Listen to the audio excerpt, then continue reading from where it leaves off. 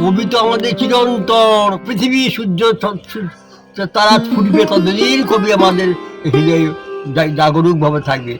তবে আমরা বাঙালি, বাঙালির অস্মিতাটা আমাদের সবসময় বজায় রাখতে হবে।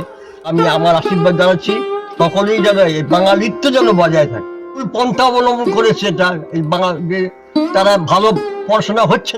বাঙালি যে এই তো ভদ্রকালী স্কুল যে উঠে যাবে, উত্তরপাড়া গভর্নমেন্ট স্কুলে এত নাম ছিল সেখানে বলছে মোটে 200 জন এখন সব শুদ্ধ ছাত্র। তোমার গভর্নমেন্ট স্কুলে পড়াবার একটা গর্ব ছিল, এখন সেটা কি অবস্থা হয়েছে, খুবই খুবই দুঃখ লাগে। কিন্তু এর যে কি শেষ পর্যন্ত হবে বলতে পারবো না।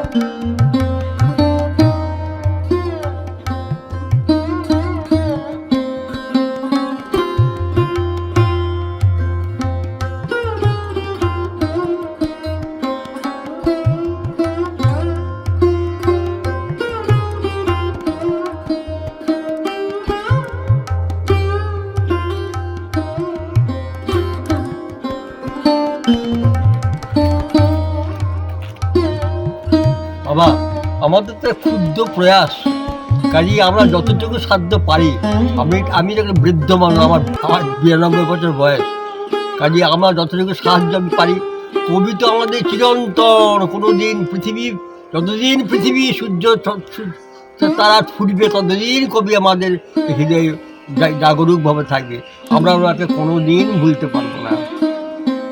আজকে যারা ইংরেজি মিডিয়ামকে ভরসা করে চলছে, যেই অভিভাবকরা, তাদের উদ্দেশ্যে কি বার্তা রাখবেন?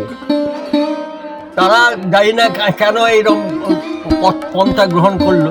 তবে আমরা বাঙালি অস্মিতাটা আমাদের সবসময় বজায় রাখতে হবে। কাজে আবার যাতে বাঙালির উন্নতি, বাঙালি জাতি আবার নতুনভাবে উন্নত করতে পারে, তারা আবার জেগে উঠুক, এটা আমার কাম্য। কারণ আমার তো প্রচুর বয়স হয়ে গেছে, যে কোনো সময় আমি পৃথিবী ছেড়ে চলে যাব। তাই আমি আমার আশীর্বাদ জানাচ্ছি সকলেই যেন এই বাঙালিত্ব যেন বজায় থাকে। পশ্চিমবাংলায় একাধিক বাংলা মিডিয়াম স্কুল বন্ধ হয়েও গেছে অনেক স্কুল। এটা কি বলবেন, এটা নিয়ে কি?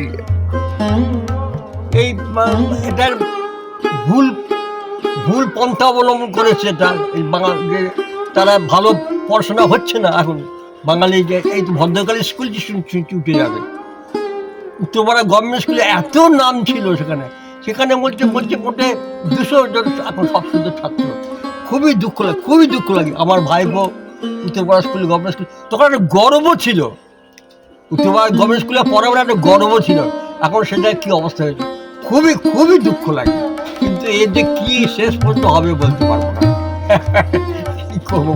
আজ 25শে বৈশাখ, কি বার্তা রাখবেন?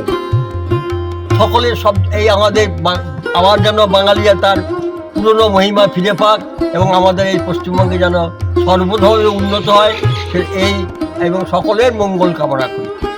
নাম? আমার নাম মিহির কুমার দাস।